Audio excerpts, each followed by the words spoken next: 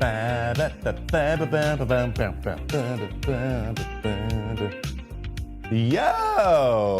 it's time for hour 2 of Mayday, and I'm here. KP, the website is Chubby's Short Stop. I'm here still. I am here, and I'm ready, and this is not, here we go. Here we go. That's not what we want either. That is, there we go, we're here. All right, guys, welcome to hour 2, Trevor May Baseball, the less professional hour of Mayday. I'm your host, Trevor May. If you are just joining us from foul territory, welcome. Subscribe, please. If you are not, and you are coming straight to this channel, hey, good to see you again. I'm so happy you're here.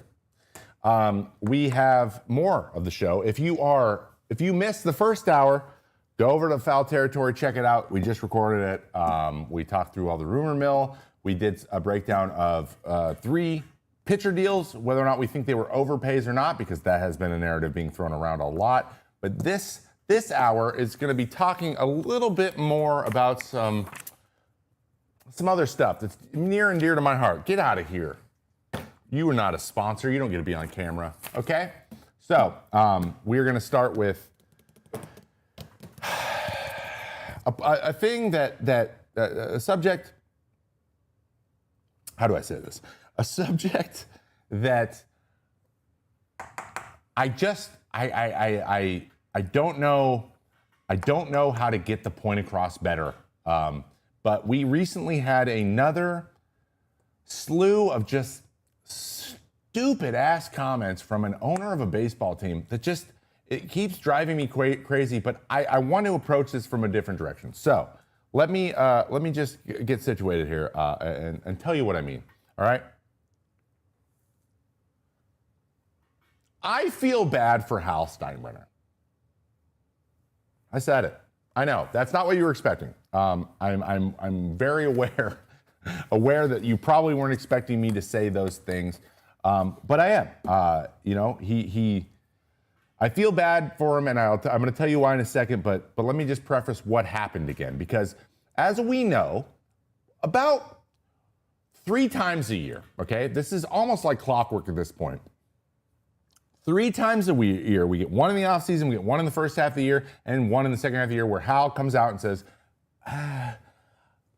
we can't do that. It's too expensive. Like he complains about something that is money related and that the pressure is being put on, which obviously no one can relate to. And then he mentions something that is elusive to some sort of like, man, I wish we could cap how much we spend so I don't have to worry about it anymore. And that's what we hear. And he said it again recently.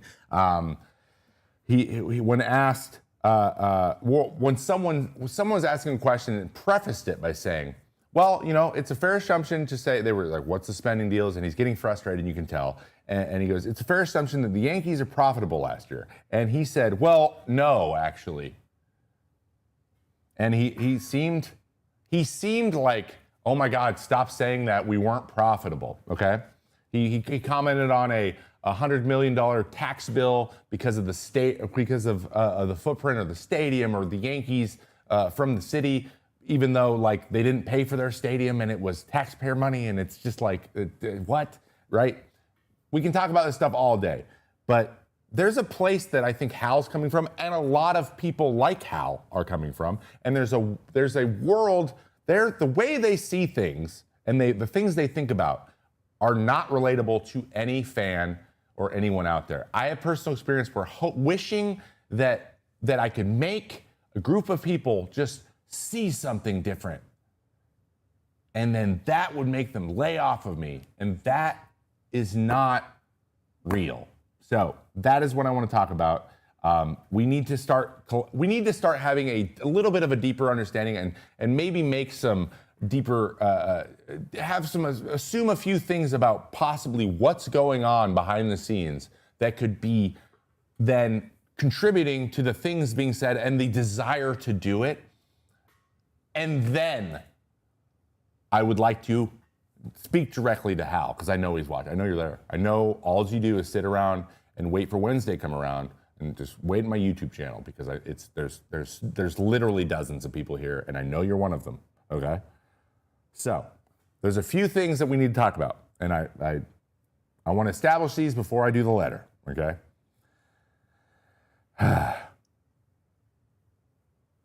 Billionaires. Hold on. I'm just going to use billionaires for extremely wealthy people who own businesses. I'm just going to use the word billionaires. That's what I mean.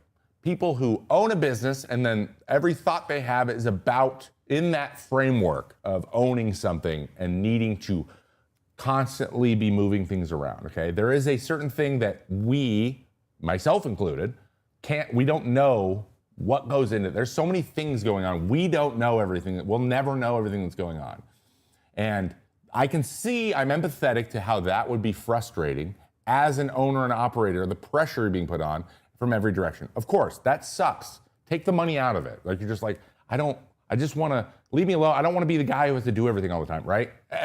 I think people can identify with that, just in general. It doesn't make it okay, but we can all identify with that, okay? His assumption about the world that he sees, there's a lot of things he assumes that is normal and that everyone else also thinks it's normal, and that's just not true. And that's not true for anybody, but that's especially not true for extremely wealthy people. We call them out of touch. In Hal's case, he was never in touch because he's been this way. It's always been like this for him. Since the day he opened his eyes, his name was worth billions of dollars. Like, from the moment it happened. So there's been no other experience he's had. How can you be in touch with people when you've never been in touch with people? So there's going to be a level of that. Now, that's on him eventually. Sometimes when you become an adult, you got to realize that's what's happening. But that is how it started. And imagine yourself as a kid. If you never saw that there was other things, how would things be for you? You'd probably be stuck in the thing that you knew forever. And then you'd be like, oh, wow, I have to do other things. I think that's sometimes what happens here, okay? So, number one, this is what I wrote. Hal's picture might as well be in the dictionary next to the phrase, or next to the word nepotism. He likely didn't identify as Hal until about 2009. He's been George's son for his whole life. Imagine being George Steinbrenner's son. I can't.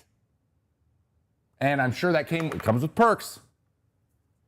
Comes with a lot of perks, but it also comes with some other not so great perks. Probably he feels like, oh, this is what I am now. I have to do this thing. Probably. This is me assumption. Allegedly, I'm theorizing. This is me making some assumptions.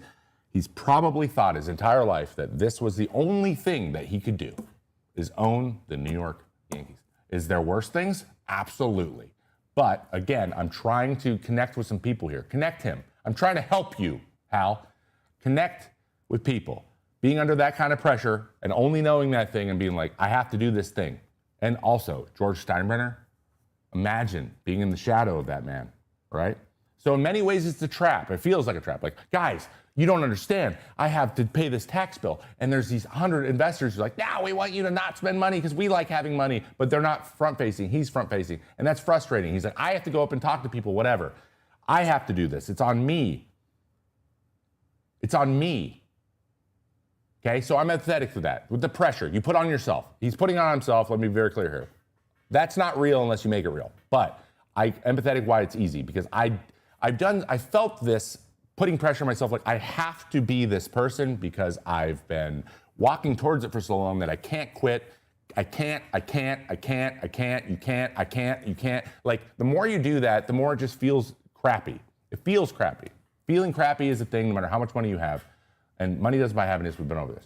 So I get that. I see it when he says things, and I can see it in his body. He's just like, why don't you get it, right? You guys don't understand. That doesn't make it okay.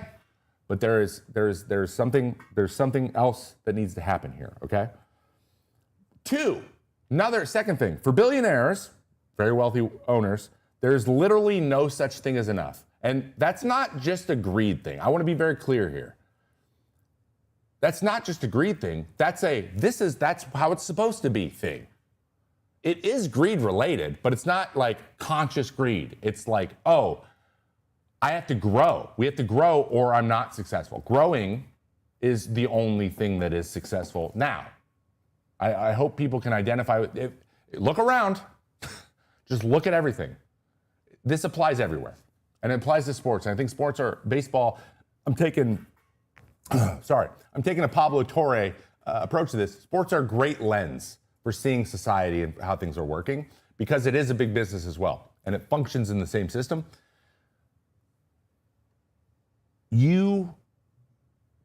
That's made up. Like growing forever is a made up thing that we all made up collectively and accept that it's the way that it needs to be, right? You don't have to do that.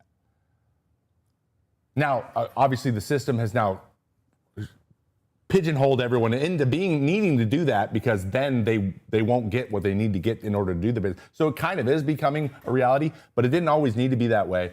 And it's that mindset, I think, that is if there's never an end, then how is it going to end? You're just going to burn out or collapse. Like those are the only options left. So there is no such thing as enough, which leads me to the difference in the word profit. So I want to talk about what he said, okay? He said, actually, we're not profitable. What he means is we're not profitable enough. When we hear profitable, we mean you're making more money than you're spending. That is the 101 version of business. That is happening. It's built the way, they can't fail where they lose money. Maybe if there's COVID and they pledged a bunch of money before, which they didn't because salaries change every single year. Maybe. But profit is profit. Profitable means I need to make this much money to make everyone else who makes money happy. And if they're not happy, we're not profitable. That isn't true, but he thinks it is. He thinks that's the normal thing. And he's like, no, guys, maximizing profit, that's the point. It's not. Running a good business and providing a service and entertainment is supposed to be the point. But that is not the way they think. That is not what he's thinking. That is not what anyone thinks. And that's why you feel that way, man. If you were just like, hey, man, we're doing a pretty good job, you would feel better. You wouldn't be so worried about every time someone criticizes you, which I think is the crux of the matter, okay? So the real question is, how can you always be growing if you spend money, guys? Because spending is your biggest expense, and the best way to show growth and more profit is to not spend it. And that is that's why layoffs are normal everywhere. That is why these things happen, is because the best way to make more money and show profits is to reduce the amount you're spending. And he's like, duh.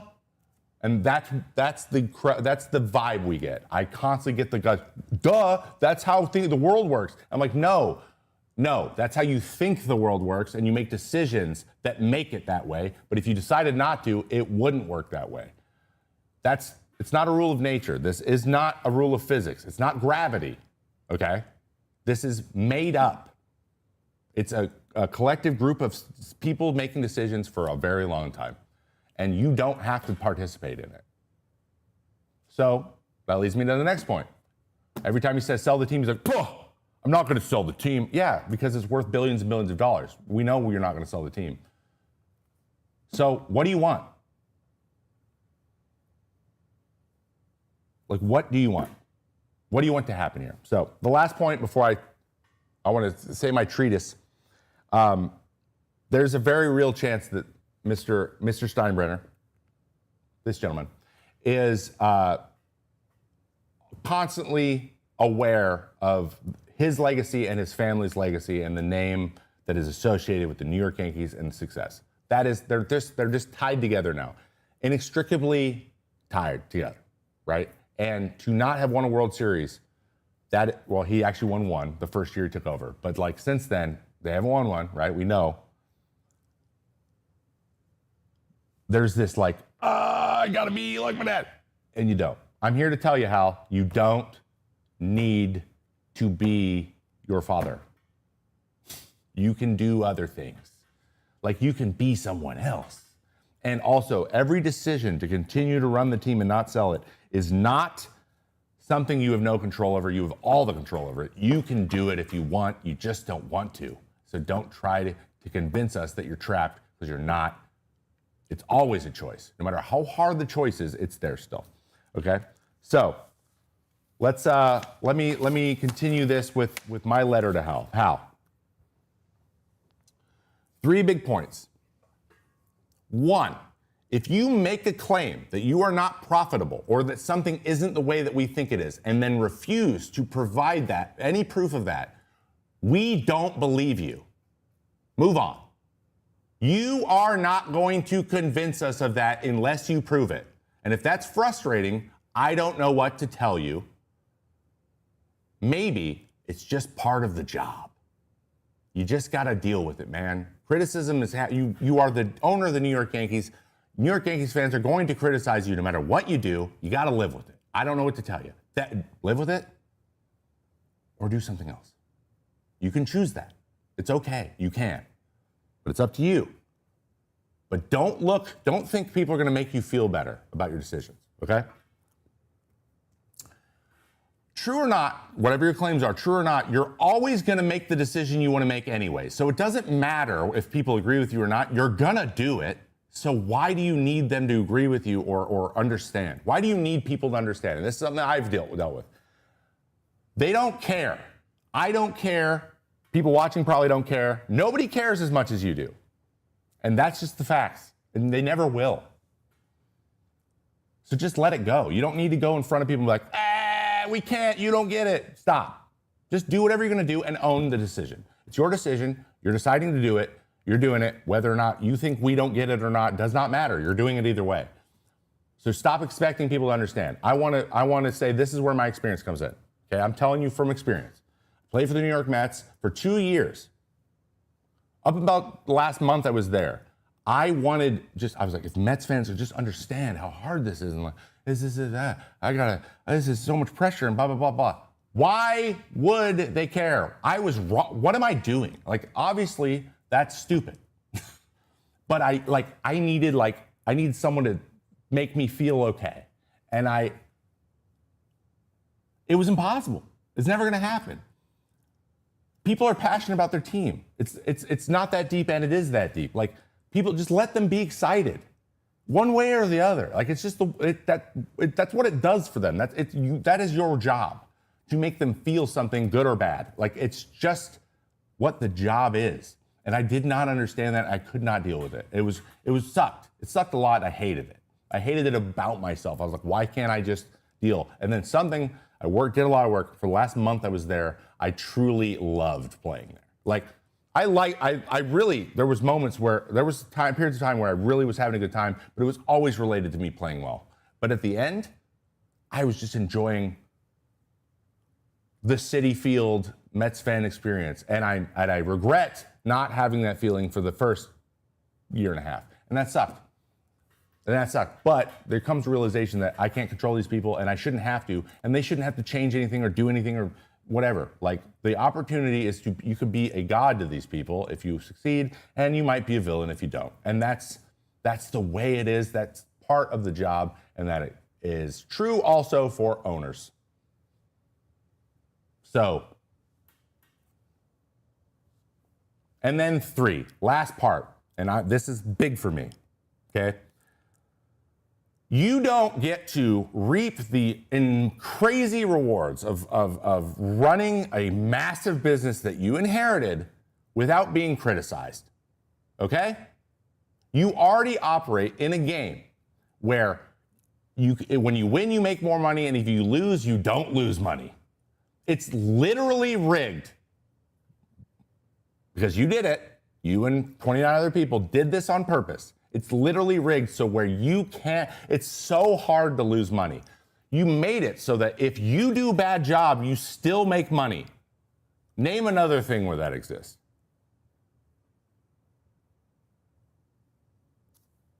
So maybe criticism's the least of your worries. But everyone's always trying to convince me that the people with the most money are the most talented and the most successful and the smartest. So I'm going to put this treatise out here. If you want to win a World Series without taking any risks, it's not going to happen. You might run into one, but it's probably not going to happen. You're going to have to take risks, and you're going to have to show us how skilled you are at business. If you don't like it, play better. That's what we always say. And if you don't like it, business better. I don't know what to tell you, but I hope the best for you, because guess what? You're a human being and you deserve to be happy. Thanks, Hal. I hope you had a great Thanksgiving and have a great holiday season. And you get everything that you've ever wanted. But if you don't like it, play better. And scene. All right, we're done. Was that fun? Man, that has been sitting in here for so long. I'm actually glad we saved that for hour 2. All right, we're gonna talk. I did not think I was gonna go that hard. I knew it was gonna turn into a rant. And you know what? I ain't sad about it.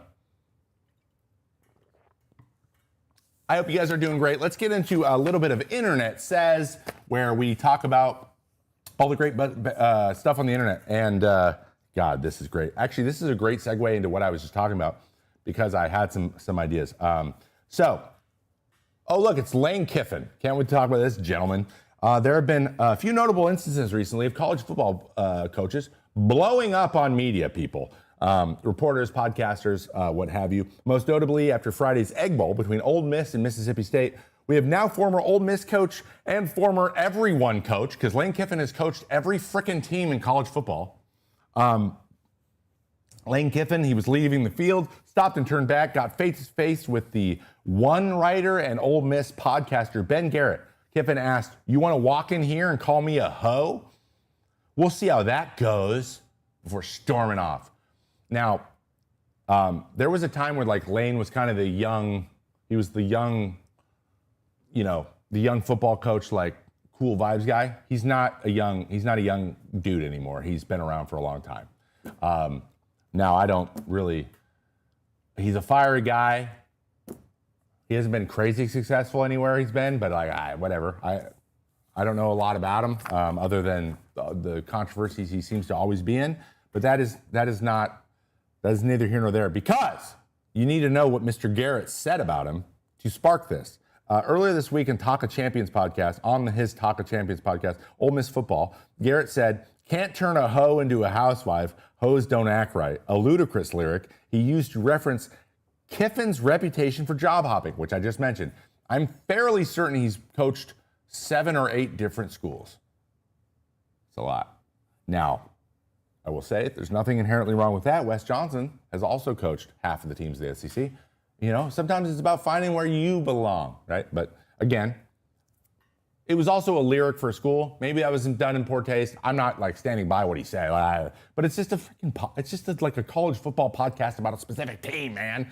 First of all, Lane, you shouldn't even know that was said. Sometimes it comes down to maybe we just get our ears, close our ears, and just but it seems like he always knows when people say stuff, even if it's even no matter how big the pod is. So interesting thing. But the real question is here, and producer DK put this in the forum here. Moments when I wanted to blow up at reporters. So much. I can honestly say, though, it was during those Mets years, and it was never really I was. There was a couple times I was asked some really dumbass questions, and you know what? I'm gonna call one person out. I jumped at some point during the season in 2021. I jumped into. I jumped into a thing about how people are just Yankee Stadium's not a bang box, whatever, blah, blah, blah. I'm it objectively is. There's no problem with that, whatever. But there are parts where it's kind of a joke at home run out there. But for the most part, it's pretty normal. And that's what I said. I said, yeah, there's a case to be made on both sides, but let's not act like it's one of the harder parks to home runs in. It might not be the easiest, but it's definitely not one of the hardest. That was basically what I said. And later in the season, I gave up a home run to Aaron Judge on September 11th, the 25th anniversary of September 11th in the Subway Series. A 2-run homer to tie the game. And a gentleman named Tim Healy, who's no longer, I think, covering the Mets, he's covering somebody else, he said, quote, he said this to me, he goes, would that have gone out of Yankee Stadium? And I said, haha, yeah. But what I wanted to say was, do you want people to like you? Like, what question is that? That's the dumbest shit I've ever heard. That was stupid. So, I didn't appreciate that, Tim, but I think you knew that because you're not an idiot. But I'll be honest, a little bit of a pattern behavior. No hard feelings, whatever. It's just, a little bit of a poor taste. Whatever, I can take a joke, but like, maybe not the time or place. And also, I was in one of those moods where I was like, I would flip a thing. I wanted to flip some stuff. So anyway, that happened once. And then we got the comments, Lamau, that's pretty funny, not gonna lie. Exactly, dude. Cool. Yeah. Just wait. I got one question. I'm not gonna go there. Just randomly. Just food for thought. Just food for thought. How old are you? Just say it whenever you want. You don't. I'm not gonna do it. Just because I want to know. All right, moving on. Vinny Pasquantino, one of the best Twitter followers there is, and it is called Twitter. I don't give a shit what everyone says. He addressed people who are against analytics in a series of tweets last week, which was prompted by, and I saw this one live, quote, analytics still being a dirty word in sports for people who do everything they can to not understand why they are used is very funny to me, Pasquantino wrote. Then I saw a series of him replying where people are like, yeah, those people suck. He's like, dude, they don't suck. They're just like, just give a little effort. We're all trying to do the same thing here. Why we got to be like this is basically what he said. So anyway, this is what he wrote. And I want to, this is a real world example of analytics proving why Pete Rose moving around in the box was statistically and analytically verified. Because that's what he said basically what I try to say a lot is analytics just are trying to explain what's happening, what we're seeing, without only having the data that our eyes give us. We have other things. So I'm like, ooh, that looked like it did this. Did it? And I go look, and I'm like, oh, it did. Oh, it did it more than I thought. Oh, it did it less than I thought. Oh, the thing that I think is happening isn't quite happening that way. Let me then adjust what my expectation. Like that is what they are. To me, that is how it's used. People aren't just, there are lots of nerds that make cases. They're making points. They're making theoretical points as if they're actionable right now and not establishing like, I have a theory that this could happen. It's worth some testing. Maybe there's something there. It's interesting. But it's Twitter, man. They have not very many characters because most people don't pay. So, but this is what he said. I'll read it to you. Baseball, real world example for everyone. Time is a circle. Pete Rose would talk about moving in the box based on what he felt the pitcher was doing or how he was feeling at the plate. Then there was a time where people were taught to stand in the same place in the batter's box for consistency in the swing. Now there's data to show that when and why you should move in the box for different pitchers. Old school and new school saying the same thing, both too stubborn to admit it. Boom! Thank you, Vinny. The Pasquatch coming in hot with some hot knowledge. And he's known for that. So I love that. Good for you. And then last, let's talk about the Mets and Yankees one more time. The New York City mayoral election, as we know, Zoran Mandani was in that. So, some baseball players from around the city received some write-in votes. Per New York City Board of Elections, Aaron Judge got 11 votes. Yeah, he did. Pete Alonso got 3. Cam Schlittler got one. Derek Jeter, Hank Aaron, Lou Gehrig, Sandy Koufax, and Rob Manfred got one. Rob, did you write your name? Did you write your name? Love that. I would have done it too. That's awesome. Though, honestly, I don't think Aaron Judge would be a bad choice. He seems like a guy for the people. Homers for everybody, dude. Aaron Judge. God bless it. Love it. Love it. All right. Cool. Cool beans. That is my presentation for the day, guys. That's all I have. That's it. Now it's questions time. If you guys got questions, I got answers. I would love to ask you. I voted Trevor May. No, you didn't. I wasn't even on the list, man. I'm having a little bit of fun today. Okay, so if you guys got questions and stuff, we're going to do our Ask Me Anything section. I mean, go for 20 minutes. We might go a little bit earlier today. This is the second to last show of the year. So next week, we're here, same time, same place. And we're going to be, it's the last day of the winter meetings, which we should have a lot of movement one way or the other and a lot of different things. A lot of news comes out in the winter meetings. So we're going to do a winter meetings kind of recap. Then I am off for the rest of the year, though there are going to be still a ton of videos coming out on both channels. So I have a huge thing mapped out. We have a backlog of stuff too. So that's not going to change. I just won't be live because it's important to take time off sometimes. And I'm really, really, really, really trying to be okay with that. So just so you know, that is how it's going to work. December 10th is our final Mayday show, and we will be back. I think New Year's Eve is a Wednesday, so the next Wednesday after that. So I think it's January 7th is the next one. So we'll be back January 7th, and we'll be looking at spring training, and we'll be going from there. But I have lots of Trevor Throws Cheese, Trevor Hits Stingers, and a couple other videos that have kind of been in the partially edited and stuff that'll be coming out. A lot of fun stuff, frankly. And we're also kind of writing a short film over here. So we're gonna have a lot of fun. We're just having a ton of fun. We're gonna be making all kinds of cool stuff.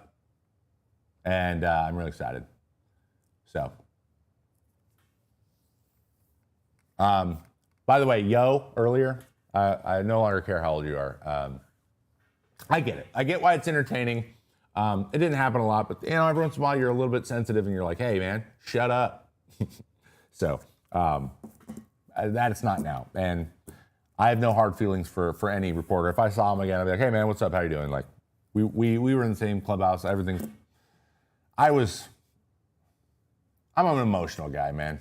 I just am. I've had to work on it a lot. And sometimes you're just like, sometimes struggling hurts a lot more than other times. So that's what it is. All right, let's answer some questions. Biggest prediction for the winter meetings, free agency wise or owner wise? So I think Framber might move around then because there's going to be some in-person stuff going on. I wouldn't be surprised if some of the big guys. We might start, even if the deal's not done, that might be when we hear a lot of Kyle Tucker rumblings because everyone's in the same place and there's lots of media around. So we're just going to hear lots of rumors. So bare minimum, lots of people who haven't been mentioned yet are going to be mentioned. It's going to be, to be honest, we could hear radio silence from owners. There's a chance of that because we have stuff coming up. By the way, I just found out about their fans committee they have, which is, I think, a great thing, but also they showed their hand a little bit that it's a little bit of a, hey guys, you're part of the group. Here's some ownership propaganda. And then they denied that they did that, which they very clearly did. So it's going to be interesting. So I don't know. That might be front of mind. I think we'll hear something about Kyle Tucker. I think we'll hear about Framber. Trades. So, if Cole Reagans is out there, we could see one of the outfielders go. I think we're more likely to see maybe some trades moving or happening in that space. I think teams are much more comfortable making trades than they are right now committing lots of money because of this impending conversation.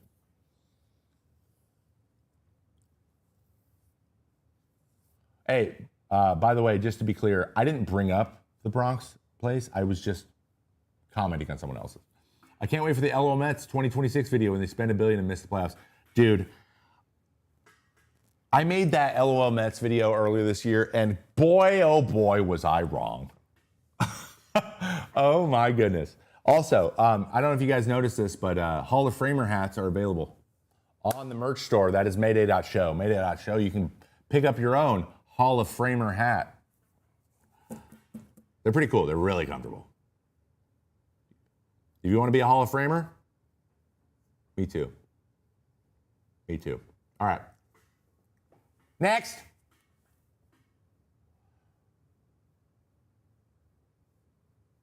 That's not a question. Okay, after the Williams signing, a bunch of writers tweeted that it doesn't take the Mets out of the DS sweepstakes. That's got to come from DS's agent, not the Mets, right? I mean,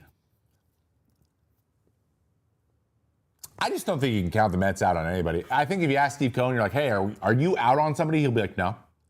He just leaves the door open. So, I mean, to be honest, if Edwin was absolutely intent on leaving and there was another deal out there, he'd be gone. So, like, that leads me to believe that the Mets are still willing to have a competitive offer. He'd be gone now if they didn't. He would. Or we'd hear about how he's talking to somebody because losing them is going to change the economics of this thing. It is because they're up there. Like, there's not a lot of other guys that can beat them in money right now, or are willing to maybe. So,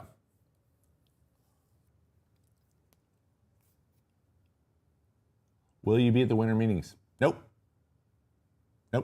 Though I possibly next year. So here's the deal. The way that I'm not a reporter, right?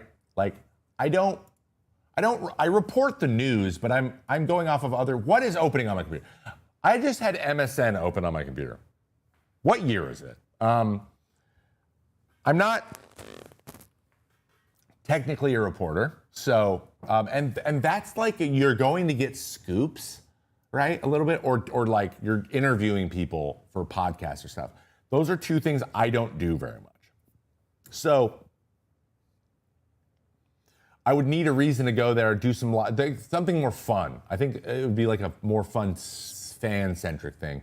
Or maybe I go with the Rates and Barrels guys and we just get super nerdy with it and bring in other nerds who are also there. So like, the reason I would go would be because a bunch of people that I would like to collaborate with are in the same place. It would be less about that, but less about the winter meetings themselves and more about the other people there. And that's probably why like nothing's really jumped out at me. And also, I with my son, the age he is, by the way, he took his first steps yesterday. Big day. He's so big. He's so big. With him as little as he is, I just really, really want to make sure I'm there all the time. Even though tomorrow I am flying to record a YouTube video, I'm gonna be gone for 2 days. But after that, so that's why I haven't gone yet. But there might be a time in the future that I do go.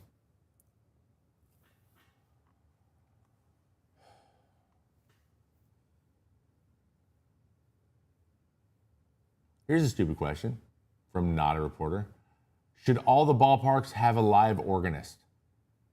Hell yeah. I love the organ. Also, the people who play random stuff on the organ were like, wait, I know this. I love that. I love it so much. I love it. Okay, if you're the Tigers GM, do you trade Skubal? Only if the haul is crazy. Like, You need to not have to get, it needs to be a thing that potentially can make you just as good as you are or better now. Or very soon, right? You need to have like a big league talent arm that you can take his spot, even though it's not the same quality, it's still somebody who can do it. That's why the Mariners make sense. Like, they got George Kirby, dude. Like, that's not he's gonna be good. You know what I mean? So, and if it's like George Kirby and then 3 prospects that are position players, like they would be stupid not to feel that, especially because it's 1 more year on his contract. But that would need to happen now. They need to not get worse. So, I think that's it. Cody Ponce looks interesting. I'm very interested to see Cody Ponce and what he does. The KBO is more competitive league than it's been, probably the most competitive it's ever been.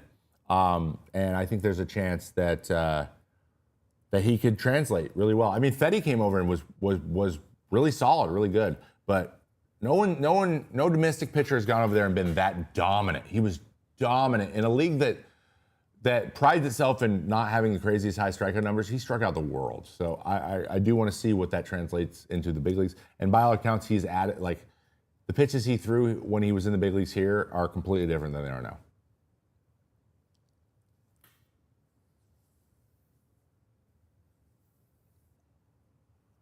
If Scooble goes to LA, I'll retire from watching baseball.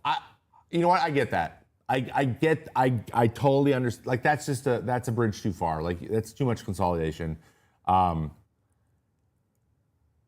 That just probably shouldn't happen. We're getting into monopoly territory, especially if it's done through trade. Like, that's different than free agency. Like, if they buy people in free agency, at least they have to spend gobs of money. Like, there is a consequence to that. But if you're trading, dude, it's just too easy. It's like taking advantage of the one person in your fantasy football league that doesn't get it. Like, that can't happen. So, but LA's not stupid. Like, yeah, that's scary. I don't want that. I just don't want him on the Dodgers. I want him pitching against the Dodgers. I think the Dodgers have done a lot. I think the vast majority of their success has been done through in solid good ways, and then they've had a little bit stuff that was gifts to them, like, I don't know, the greatest player on the planet taking $2 million a year.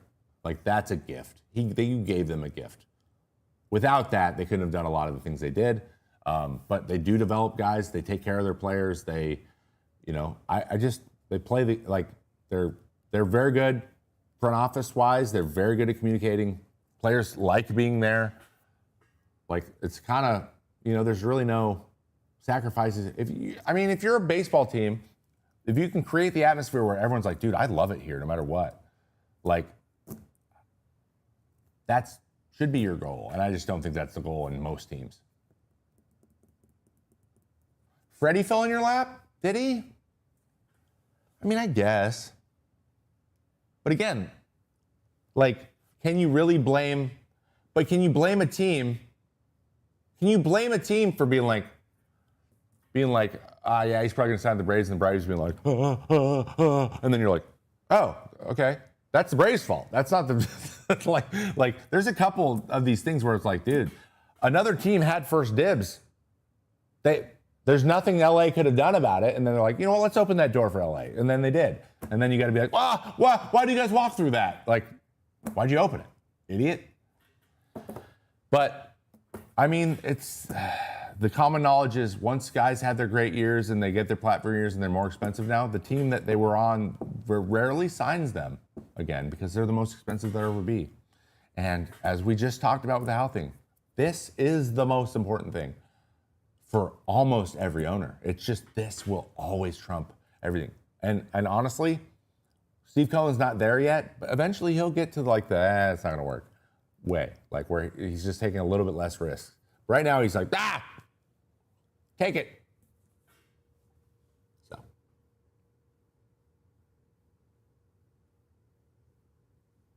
Do you think Schwarber ends up, would think the Phillies, but the buzz around the Reds seems super real? Yeah. I would lean towards the Phillies just because I think they really like him. I think he's a big part of what they do. And I think they see it being a massive dip in production for their lineup if he's not there. But there's something to be said with going close to home. And Schwarber just really likes playing baseball. And, I don't know this for sure, but it wouldn't surprise me one bit if it is his dream to play close to home. And if it is, that's hard to compete with, man. He's made a lot of money already. Like, it's not like he's not made money. So he's like, how much more money do I need? I mean, hey, Trey Turner went to Philly for less. Not a lot less, but less. We'll see. In Toronto, we constantly hear that free agents don't want to come here because they don't want to live in Canada. Is this actually a significant factor in the major leaguers? I wouldn't say don't want to live in Canada. I genuinely don't believe that's true. But Toronto itself, it's very New York coded, right? It's a big city. There's just a lot that goes along with it. And then being in it's technically a different country with different rules. So there's just for some guys, it's like, man, that's just a lot of stuff to deal with. So like the deal the promise has to be bigger. But this last World Series, I think, really, because before, again, remember before, it also wasn't guaranteed. You're in the toughest probably division year after year. And they weren't like, it's not like you go there and be like, but you know you're going to be good. That wasn't a guarantee either. I feel like teams feel, or players feel better about that. They feel like the Toronto organization is tightened up. They think they're going to have a level of sustained success for a while. They like the core, the young guys.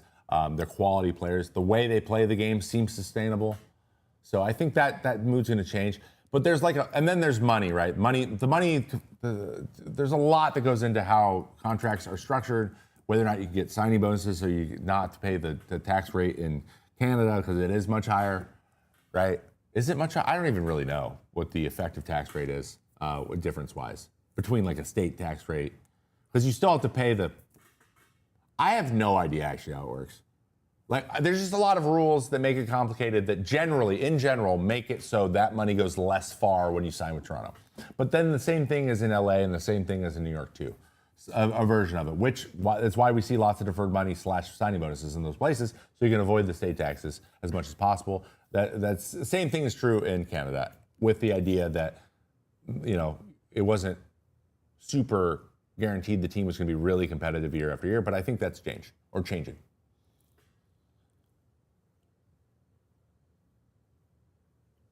Congratulations on your little one taking his first steps. My son took his recently and filled my heart with pure joy. Keep up the good work with the channel. Love your content. Hey, thanks.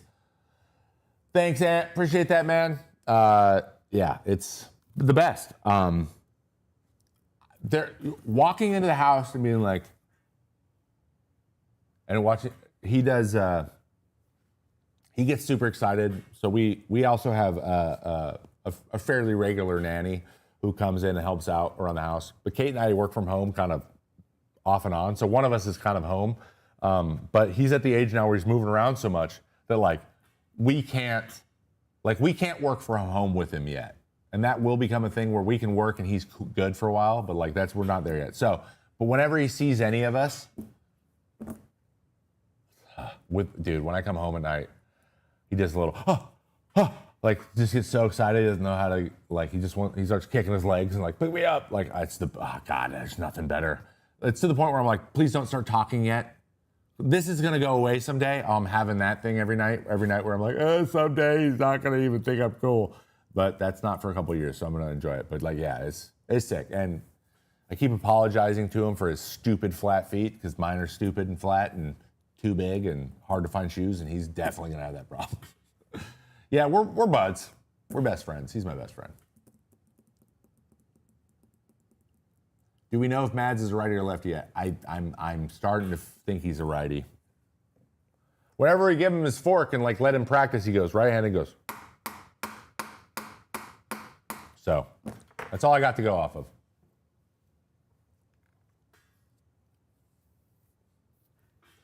Does Bo get a starting shortstop job? I think it's possible. I think more teams are looking at him for a second baseman. I think that's a good move, man. I think with his bat, he would become immediately the best offensive second baseman by far. Now, he's already up there for shortstops, but his defense hurts him value-wise. I think his defense will already improve, dramatically as a second baseman. And that stick, that pop, that power, that gap-to-gap power is you add him to, dude, he could be, add him to a stud shortstop somewhere. It could be big. I think he should just lean into being a second baseman. And then third base, again, range is different. And he's got the arm, but I think he's a better second baseman. I think everyone needs one too. I think he should be I'll play anything. I'll play any one of those three things. The worst thing you could possibly do is be stubborn about this. Don't do a Devers, dude. Don't be a Devers.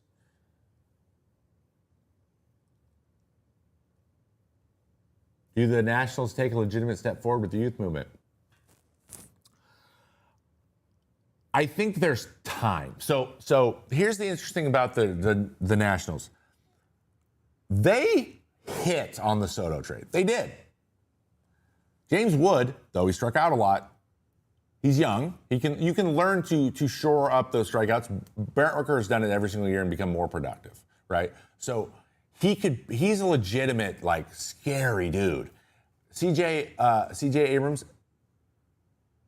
Is it CJ Abrams? Yeah, it is. CJ I know he's not the best defensively. He can hit. He's a good player. Mackenzie Gore is a top front end starter. So, like, those are core pieces. The problem is everyone else is not panned out. Every single other person. Like, I don't know if Jake Irvin's going to be a big deal part of this thing. Who are the other starting pitchers? Like, none of them are. They all feel like fill-in guys. Everyone feels like a 4A guy. So Hebert Ruiz, you came up just crushing the ball. Now he's not crushing the ball. He's not a good defensive catcher. Louis Garcia is horrendous in the field. Horrendous. So, like, their defense is just terrible. So it's like, who are the other people we're going to get? But I think those three guys are hits. They're hits. They're part of your crew. And they're controllable still for a while. So you can still build around them. You just got to hit on somebody. Like, just nothing else is really coalesced at all. Nothing. No one's taking a closing role. Now Finnegan's gone. They re-signed Finnegan because they're like, none of the young guys can close. Like, they need a young guy. They need another couple young guys, or they need a couple veterans to come and, like, have a resurgence. They need like 2 or 3 more guys to be competitive. Interesting. Time to stand. Does Cattell get moved? I just don't understand why the D-backs wanted to move a consensus top hitter in baseball. Yeah, they re-extended him last year too. There had to be something behind the scenes. I don't have any information on that. I have no idea. I know he came back late from the All-Star break. That's weird. So, I don't know. A lot going on there. Maybe they're just over it. That happens. So they're like, we feel like you're gonna regress anyways. And his deal is kind of movable. So, again, pop second baseman, valuable. So if the right deal comes through, but the right deal might not come through, because remember, everyone's like, I don't know what we're doing in free agency this year. I don't know what's going on. So we'll see. But I think there's a lot of teams that would love to have him and are willing to deal with them. And sometimes, like, that stuff clears up when they leave the team they're on. Sometimes you just need a clean slate. Sometimes that's the medicine. So, all right. I believe that was our last kind of question. Do we have any more? If not, I'm going to take off. All right. Guys, everyone, thank you. I'm going to get out of here a couple of minutes early. I do have a couple things I need to do before I get out of here. I'm gonna hit Huffy's question real quick. So let me just throw it up there. A lot. How much does the lockout affect next season? Affects free agency? For some teams, they're probably like, I don't know. And then some teams are like, F it. I think it affected the qualifying offer quite a bit. I think it's going to be, I think there's some uncertainty. The more uncertainty there is, the slower things move, and things have been pretty slow. So, but I think the winter meetings will be very telling. All right. Okay, guys, I'm out of here. I want to thank everyone for being here. I know we had some fun stuff where I just kind of blew up Hal. I didn't mean to. I kind of blew him up, but I also get it. So anyway, it was a fun show. I had a good time. We got one more show. It's next week. We appreciate you being here. We're hanging out. And as always, man, enjoy your off season. I know there's no baseball to watch. Maybe watch highlights. We got the WBC coming. Spring training is just around the corner.